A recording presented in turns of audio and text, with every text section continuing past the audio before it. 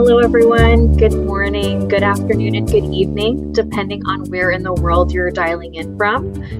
You're in for a very special treat today with our Ask Me Anything session featuring one of our current MM students and who also happens to be a student ambassador. But before I get into things, I'd like to acknowledge that UBC's Vancouver Point Grey campus is situated on the traditional, ancestral, unceded territory of the Musqueam people.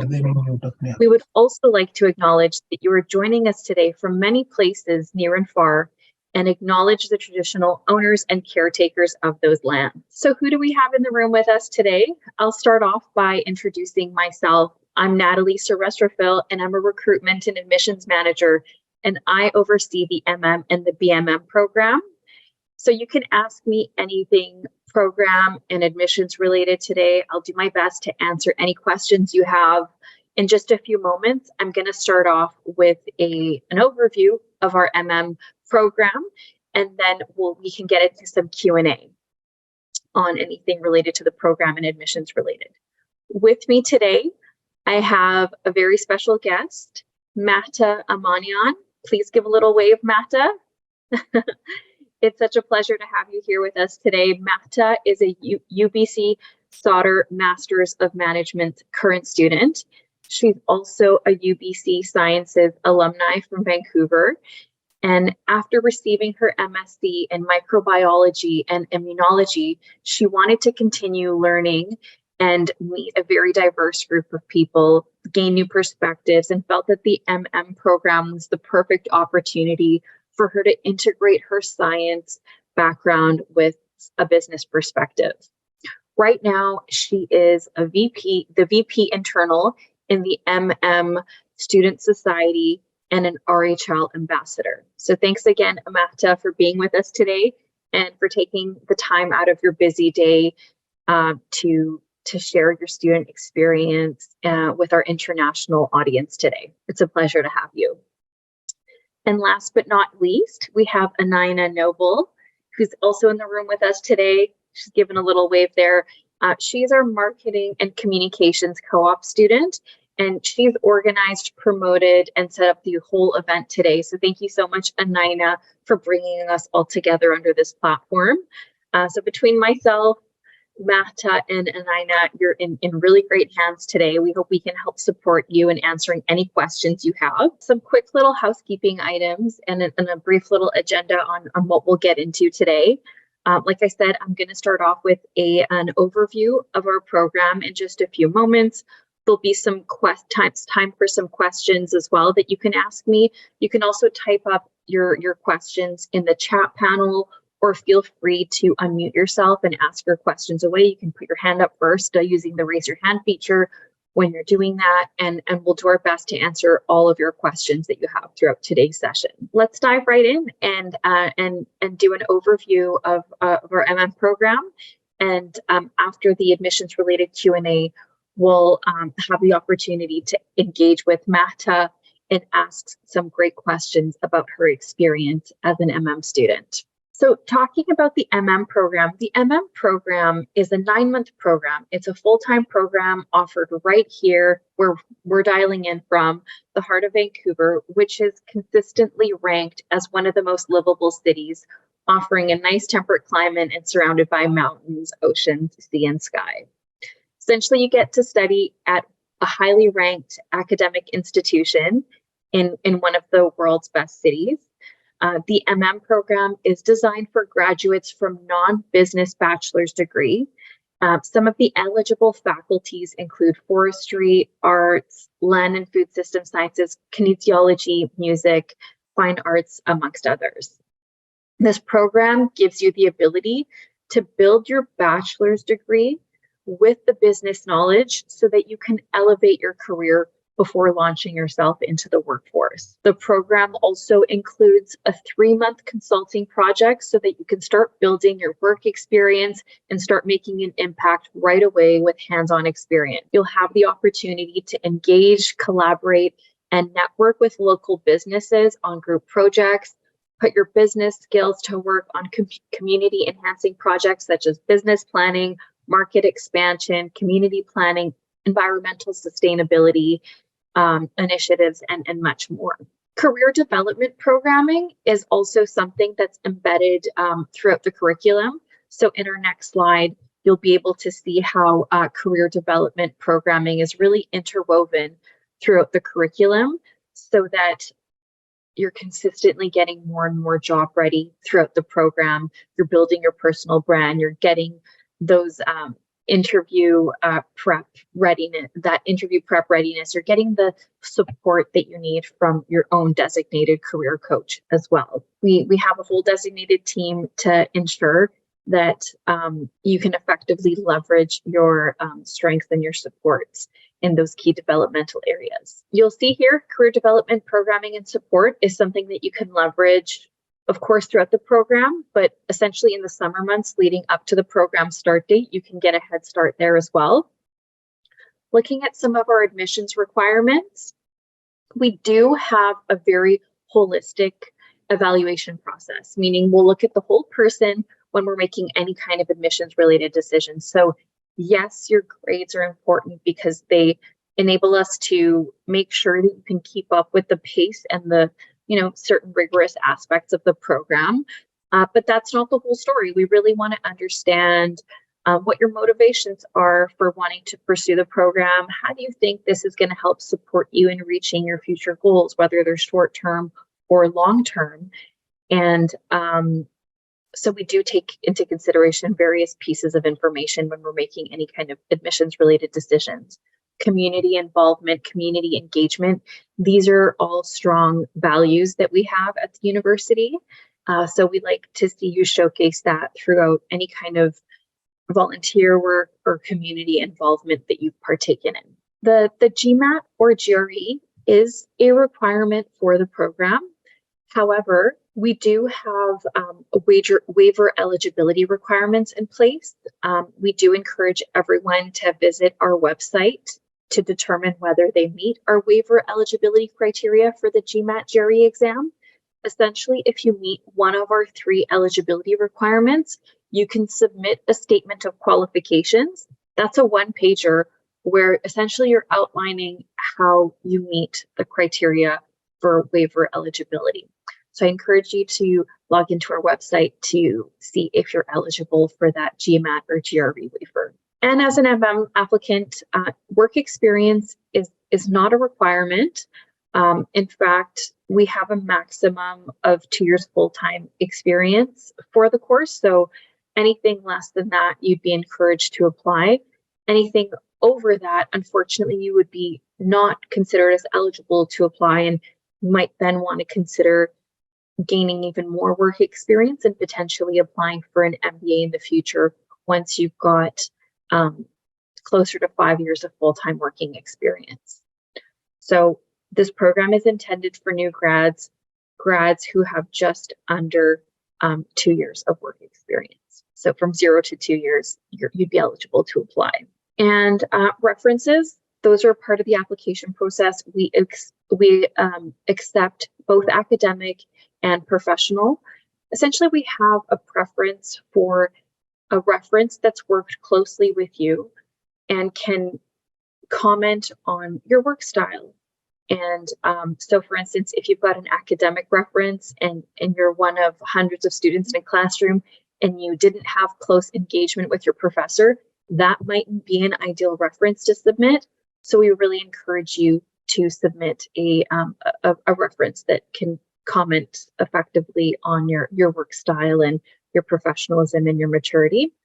And as far as references go, all you have to do is provide us with their details and information, and we would then contact them directly with a form to complete with, so that we can be in touch with them with a questionnaire to complete. So getting into some of our deadlines on the next slide, we do have our final deadline coming up for our domestic candidates.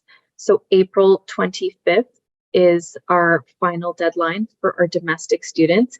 We also have a variety of deadlines for document submission as well. So if you're a current applicant, if you've already submitted your application and you're in the waiting process at this stage, make sure you're also keeping in mind our documents deadline whether they're the official documents or not.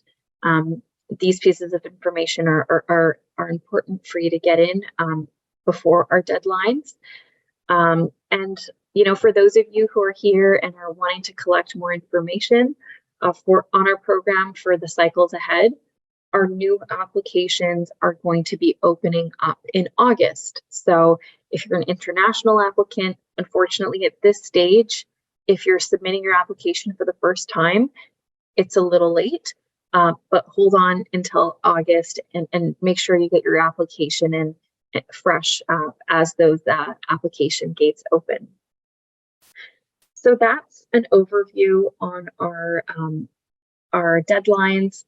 Also, for a lot of our deadlines, we have scholarship opportunities attached to them. So make sure you're visiting our scholarship page and leveraging our scholarship opportunities for our program. So that's a quick overview.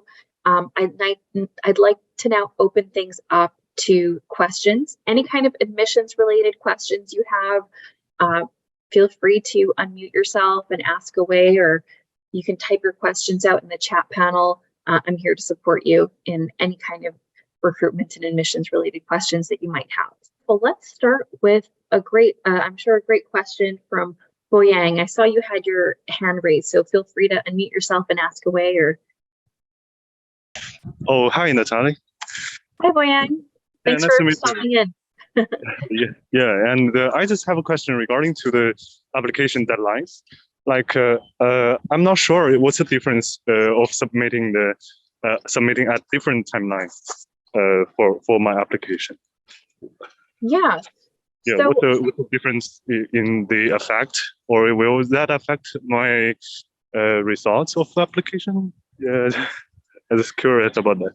Yeah, that's a great question. So we had a great question there about what the difference is between our different deadlines. And so to answer that question, we have different, one of the benefits of having various deadlines is that we review applications on a rolling basis. So we're consistently reviewing and assessing applications. The different applications, really the benefit of applying earlier on is that there's more scholarship opportunities. The sooner you apply, the more scholarship opportunities you have at the end of the day. So that's one of the other benefits. Also, the sooner you apply, the sooner you know if you've gotten into the program or not. So that gives you a good leeway to plan effectively. And for our international students, applying earlier means that you have time to secure important paperwork like your visa, your sorting out your immigration process and getting housing and things like that organized. So in summary, we have different deadlines. The first three deadlines are generally targeted towards our international students. Our last deadline for international students was in March, which has now passed, and our final deadline coming up on April 25th is for our domestic candidates. And after that deadline, that's kind of it for this cycle for accepting applications. I hope that answers your question, Boyang. Thank you. Thank you. Did you have any follow-up questions based on that?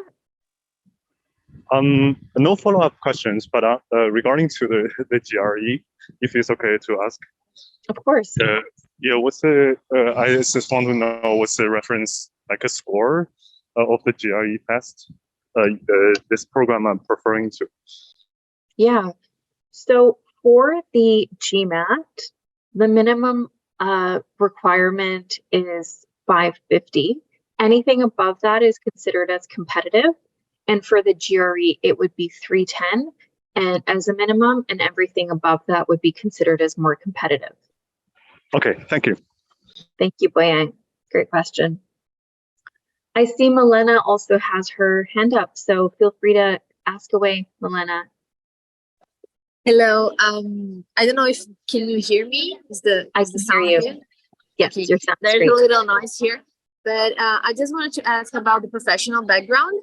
For example, I'm planning to attend to UBC after I graduate, so after I finish my undergraduate program, and I will not have a professional experience, So I'm wondering how does that impact on my application as long as I will not have that reference, Yeah, that's no problem. So work experience isn't a requirement.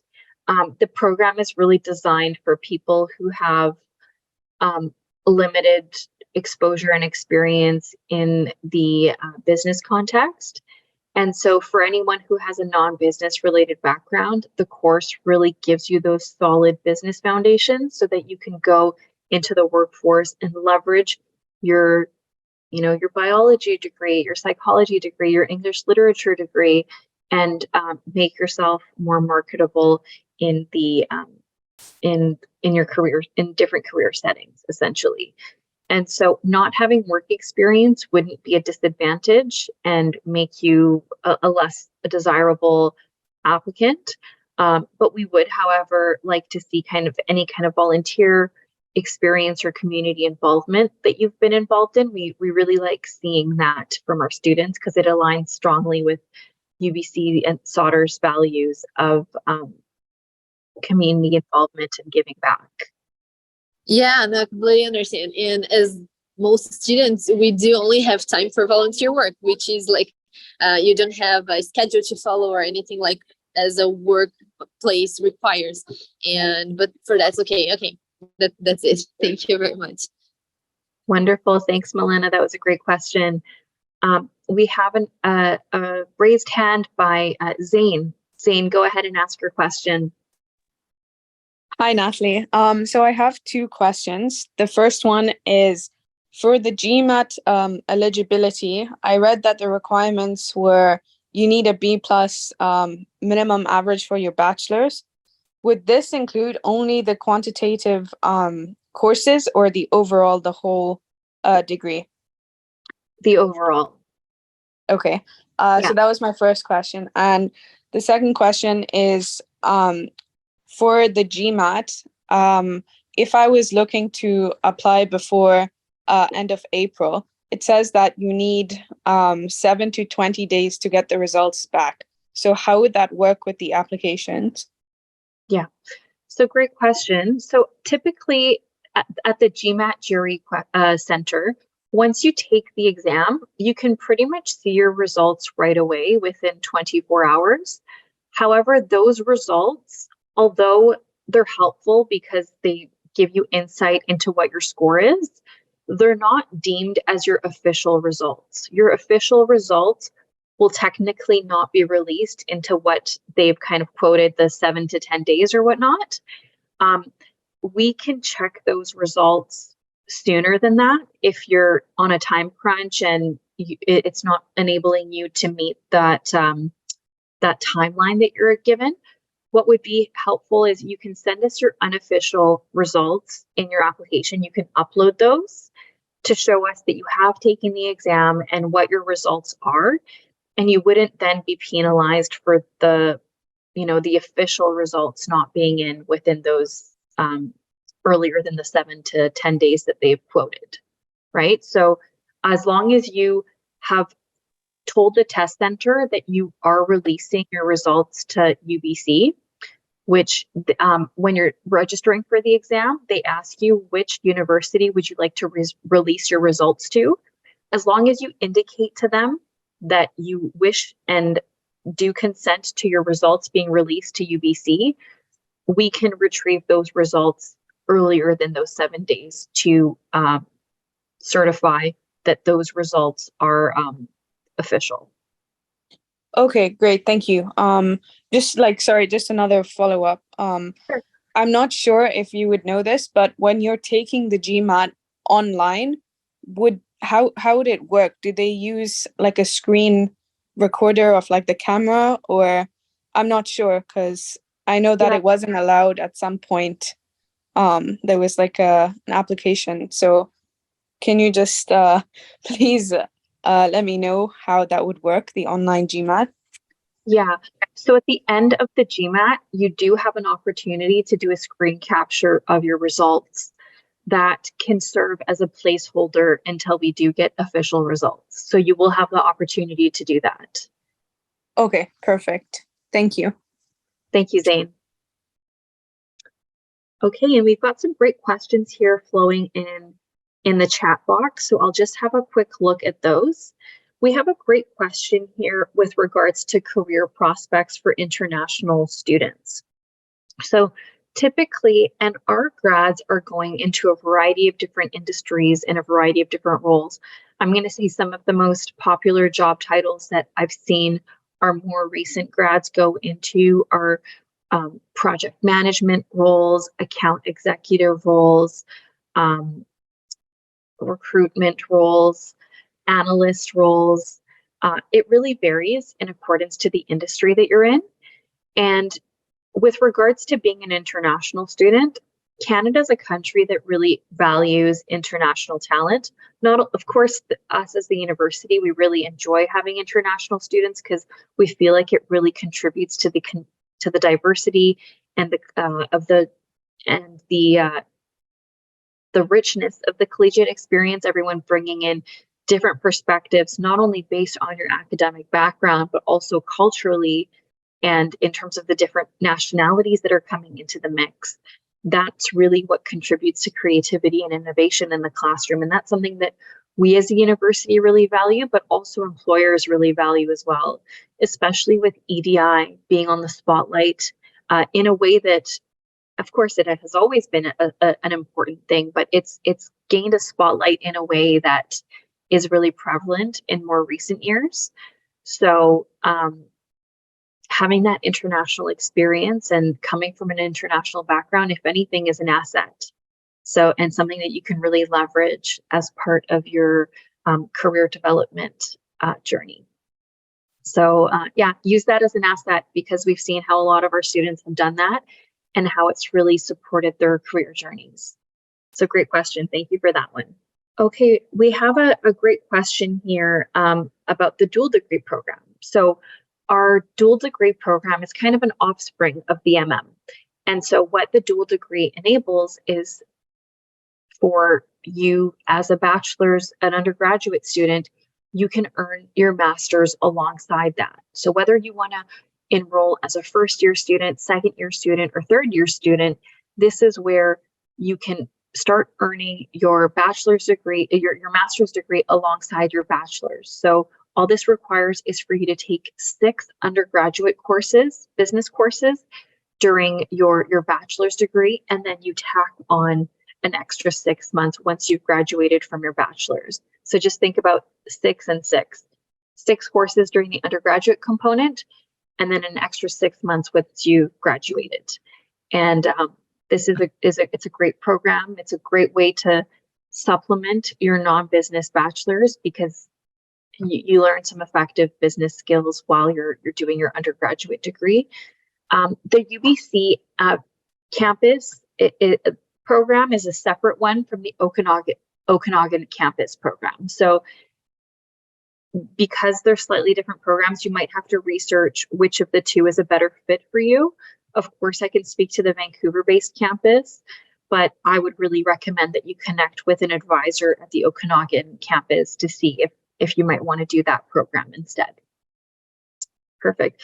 If you are doing your bachelor's in the Okanagan, you would essentially be doing a transfer to the Vancouver campus. So just make sure that you have enough credits and you're meeting all the transfer eligibility criteria if that's what the path that you decide to choose. I have another great question here about the time constraints of doing the program. So it just depends on there's 6 courses that you're taking at the undergraduate level. Typically for the business related programs, you can take them during the fall semester or the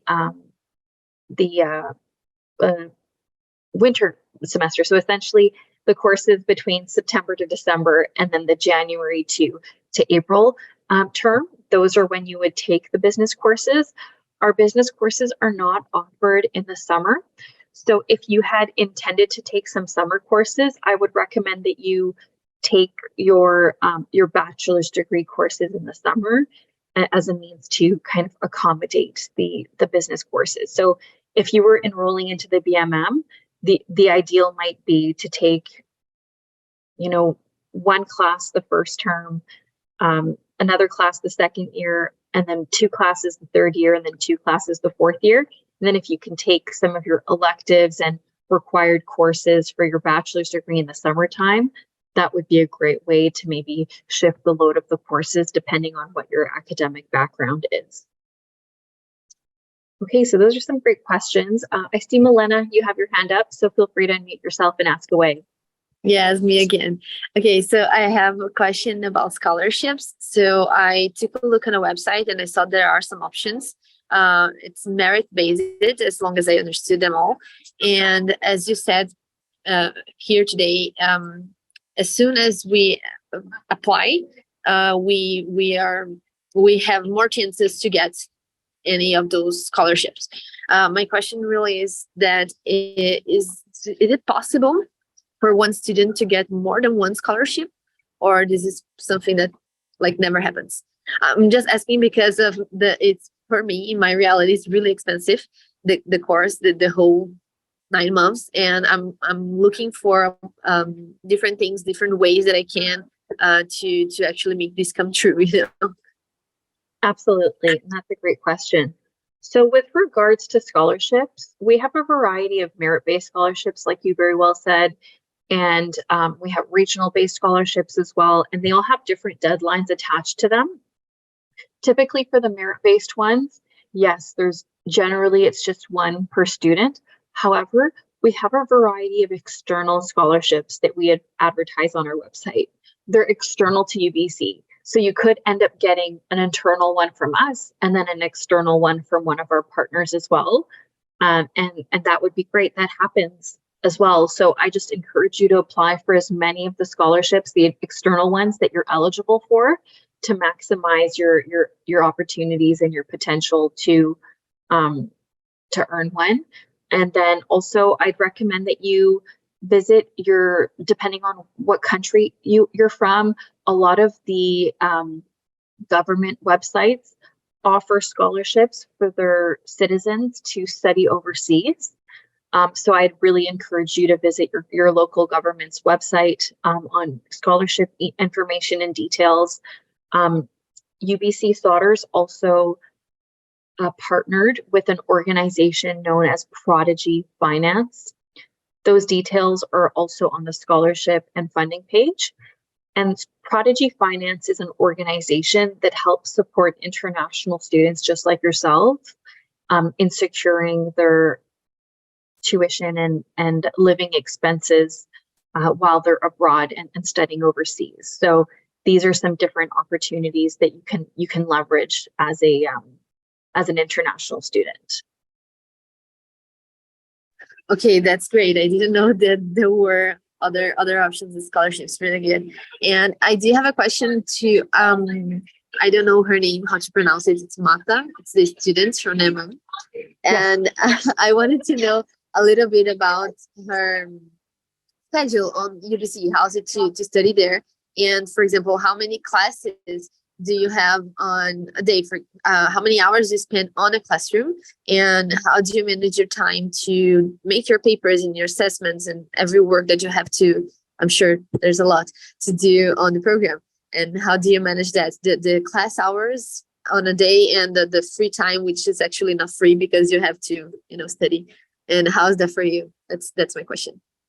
Perfect, Milena. That's a great question. Thank you so much for asking that. And that was a perfect segue to the next portion of our session today, which is the very key reason why Mahta is here, is so that you can all hear it straight from the quote unquote the horse's mouth, someone who's going to through the experience herself and who can give you an insight into a day in the life of an MM student. So Mahta, why don't you give some insight to our audience as to what the course load is like, what life is like as an MM student. Thank you for being here once again. Sure. Thank you so much. And that's a great question. So with regards to the weekly schedule, we have 4 days of classes per week, and there are 2 classes per day. That's typically, and that does kind of change each term. So I think you might know from now is that we have 5 periods, and then we have courses within that. So there are typically 2 classes a day, and each class is 2 hours. So that's a total of 4 hours of lecture per day. And what's nice is that after lecture, a lot of time is spent together with your classmates to study, or you can go home and study or go to a library by yourself as well. But I personally found that in the first month, it was quite a bit of an adjustment, just getting used to the schedule and the assignments. But you'll find that as you go through, you'll kind of get a better sense of how to organize yourself. So there will be a lot of opportunity for you to kind of learn as you go what works best for your schedule, and spend time with your classmates or go to tutorial sessions or office hours with the professors. And the way I stay scheduled or organized is I really leverage my calendar. And so my calendar is, I don't know, maybe that's just me, but I love scheduling things. And I know that if I dedicate like 3 hours every Sunday just to kind of situate myself and make my calendar and see what it is that I need to do, that is also very helpful. And another thing that one of the girls in our class does is every term we make a Google sheet that has all the deadlines for every class. And then that way we can all kind of follow along. So there is a lot of opportunity for you to help one another. And because everyone's also taking the same classes, you might not ever miss anything because everyone's talking about upcoming deadlines as well. And if you ever do feel that it is getting challenging or you need some maybe additional help, SOTA really does provide a lot of opportunities for you to get help on assignments through TAs or the professors, and also just your classmates there for support as well. I hope that answers your question. Yes, absolutely. Thank you so much. I will have to say goodbye sooner than I expected. I'm on my class and my break is over now, so I will be back in the classroom. So thank you so much for the information, everybody. And I hope I can meet you all there, maybe the next year. Thank you guys for everything. Thank you for logging in, Milena, and have a good class. And Mahta, thank you so much of kind of demonstrating the value of the MM and what a superstar time management skill you develop in the program. So that's great. Looks like we have a great question probably coming up from Zane. So Zane, feel free to unmute yourself and ask away. Hi, Mahta. Thank you for that. I have a question regarding group work. How does that work in the MM program? Do you guys have a lot of group projects together, or is it more individual projects, that you all come together and work individually on? Great question. So I would say most of our classes, there has been at least one assignment that does have group work involved with it. And some of these groups might be made for you by SOTA or the teaching team.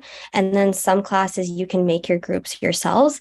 I would say that there's a lot of skills to be learned from group work, and it gives you an opportunity to work with so many different people because everyone is so diverse. And so it is quite a valuable experience. And I would say that the biggest group work in the MM program is, as was shown, the community business project. So that one is about a 3-month consulting project that you get, and that's a big group work as well. But yeah, I would say that there's been a lot of opportunities to work with others. And then there are also many individual assignments that you do as well. And some of them, they might be completely on your own and you're not supposed to collaborate with others. But some other ones where you have to submit your own thing, there are chances for you to just maybe seek help from other classmates or professors. And so you're never really on your own. There is always support there, or you will be working with others. Hope that answers. Yeah, thank you so much.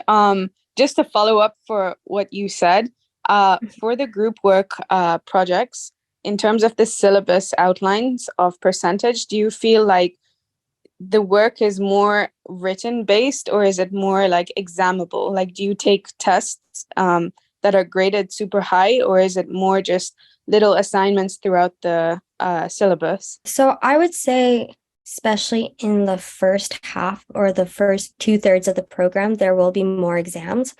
And then in the later half, at least that was for us, but it was also more final papers. And so that might change for you. But typically, with the group assignments, there was maybe like mini assignments within it as well. And so, for example, in my previous class, our group assignment was worth 30%, but we had 3 mini assignments. So it was each worth 10%. So you'll be able to kind of get feedback as you go along the way.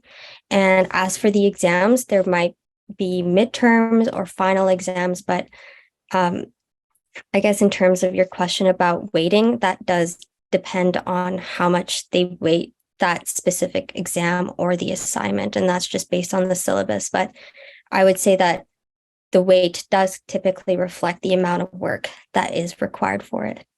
Did that answer? Yeah, thank you so much. No worries. Thanks for that question.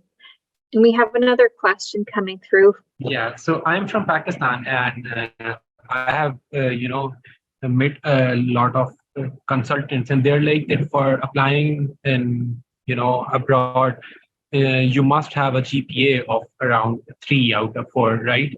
But my CGPA is 2.5 because I have more engaged in these extracurricular activities and stuff. So I did not perform well in academics, but I have some other things. For example, if I'm doing master's in business analytics, I have done some certifications on Coursera during the COVID, when we used to stay home.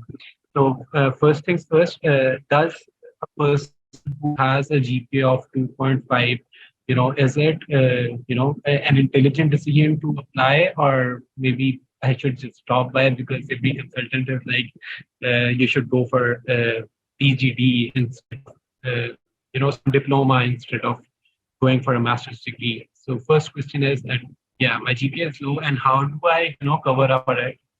If you could, tell me. That sounds like an admissions related question, so I can definitely take that, Mahta. So thank you.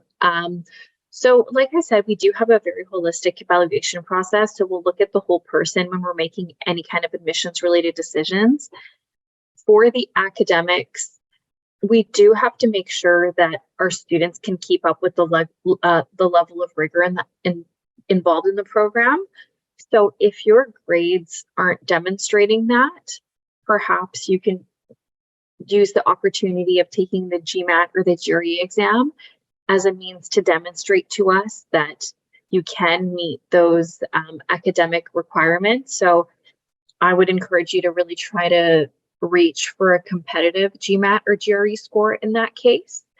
But going on a deeper level, I would ask you maybe to think about what are your future goals and what program do you think would help support you in getting there? So you did mention business analytics for an example, and a master's in business analytics, depending on your desired career outcomes, like if you wanted to be a business analyst or a data scientist or work with more data focused roles, you might want to think about, okay, let me think about working backwards and what road might lead you more clearly to that path. And maybe for a conversation like that, I'm happy to support you. I've put my email in the chat, so feel free to reach out to me directly, or you can even book a link to our one-on-one chats are there as well.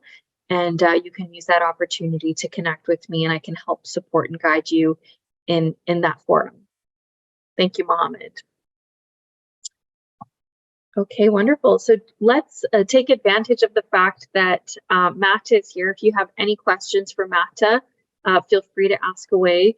Some frequently asked questions that students often are asking Mahta on her experience is, what is it that you did leading up to the program start date to prepare for the program?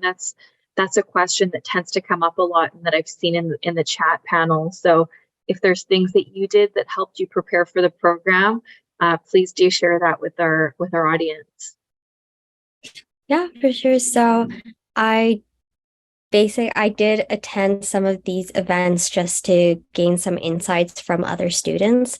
I also booked a coffee chat with an ambassador from the MM program, just so I could ask some personal questions about their experiences leading up to the program and perhaps what motivated them to study and if they had any advice for me.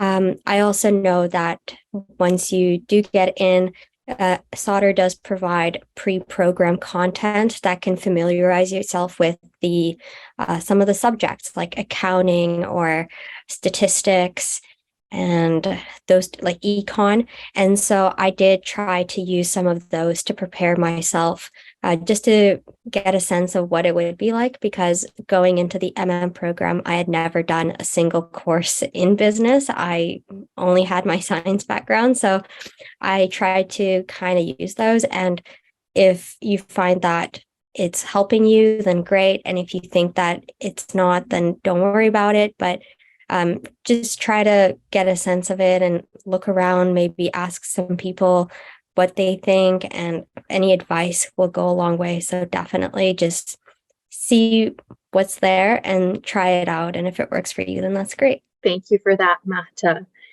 And another frequent question that I'm seeing that we've been getting is, why was it for you that you chose the MM program? What was it that drew you towards the program?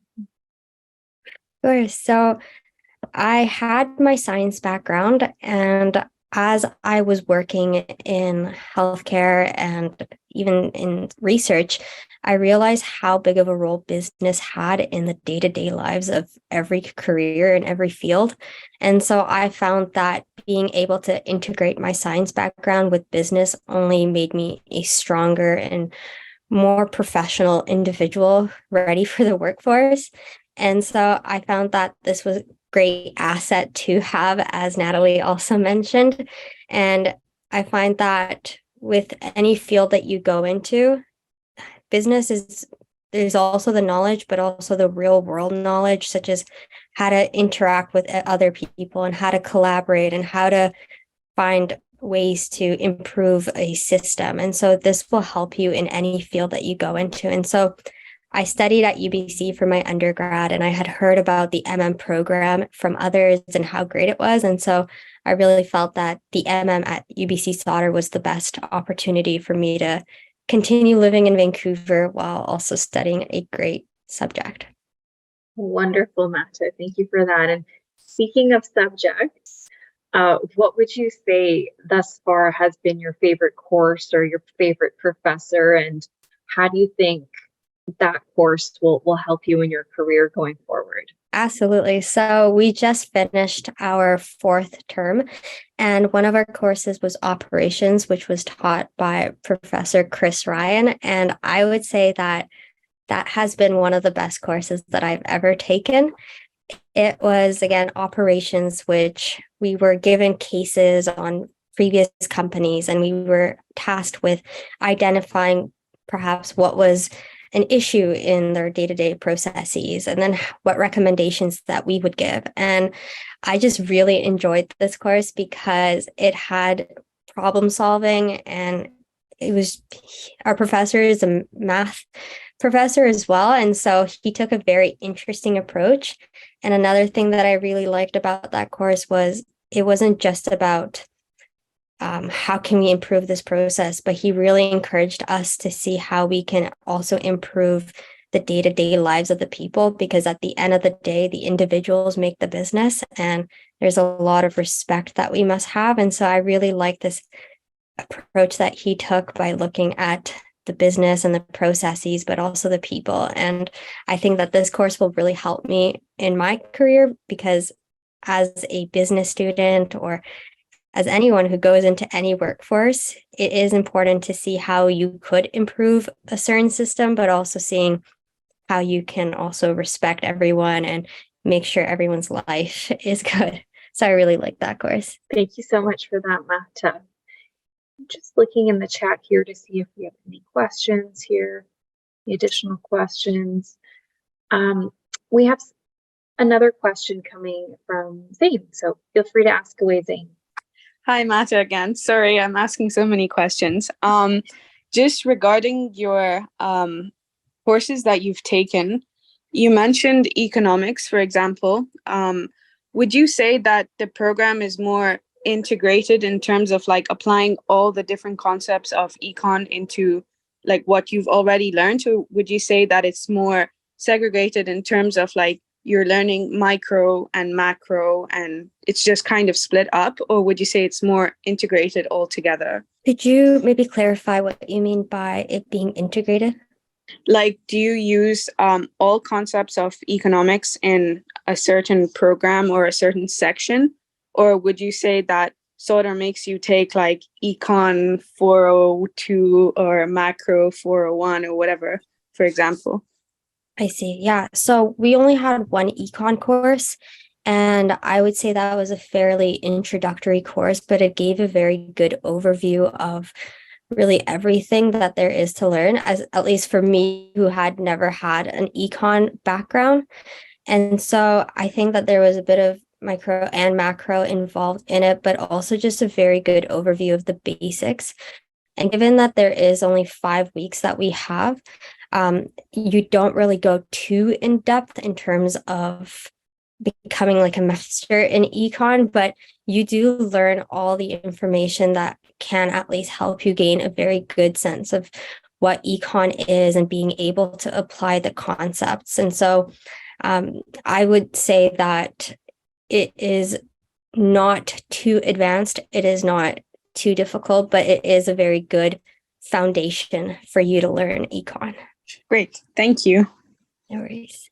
And as far as the curriculum goes for the Masters of Management, it is a set curriculum and it's cohort-based. So cohort-based meaning that everyone goes through the same courses together. So you've got different backgrounds, specialties, different levels going in through the same courses together. And it kind of makes for a very engaging experience because, again, there's the different backgrounds and the different lenses coming at a topic like operations or human resources or organizational change management and applying their specialized lens of how those concepts can be influenced by the industry and the culture.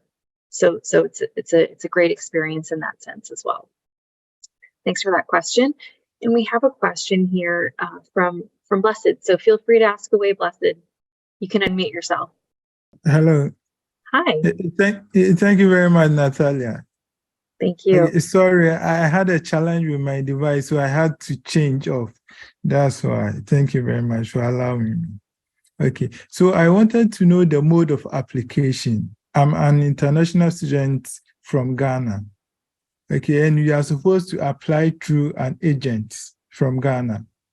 But I've been trying to read the agent severally, but I've not been able to get through to the person. Okay, thank you for that question. So our applications are available online. And so we don't really require, like, individuals can apply independently. As far as we're concerned, from an admission standpoint, you don't necessarily need to do that through an agent. If that's your personal preference, you can definitely do it that way. So we've just included a link to our online application in the chat panel for you. So thank you, Anina, for putting that in the chat there. You can click on that link to start your application. I will say that our international applications are now closed. So you will have to start an application in August when our applications open for the new cycle. So maybe take the next few months to familiarize yourself with the application and work on your community involvement, your resume and so forth, and you can then put your best foot forward for when our fresh applications open up in August. Thanks for that question. And I think we have time for a couple more questions. We have a question from Mohammed, so go ahead, Mohammed. I actually joined late I don't know if anyone has asked this question before or not, but I wanted to know something about the teacher's recommendation during our application process. So there are a number of teachers that teach you during your undergrad, right? So some teachers, grade you well, and some teachers, give you the average grade. It's upon your academic performance, right? Okay, so to make my teacher's recommendations strong, what are the aspects that I should see? For example, should I see the qualifications of the teacher? For example, one teacher has studied from Harvard University and the other has studied from, some university in Pakistan, in my country, or some university which isn't as good as Harvard. Or so should I look into the grade that the teacher has given? At times, it is like that. The grading system is absolute, even though you are in the good books of the teacher, but since you didn't perform in the examination, and the teacher is like, I have positive reviews for him, but he didn't perform well in the examination, or maybe something like that. So should I align the academic performance or the qualification of teacher, or I just want to make my application stronger in terms of teacher's recommendation? Great question.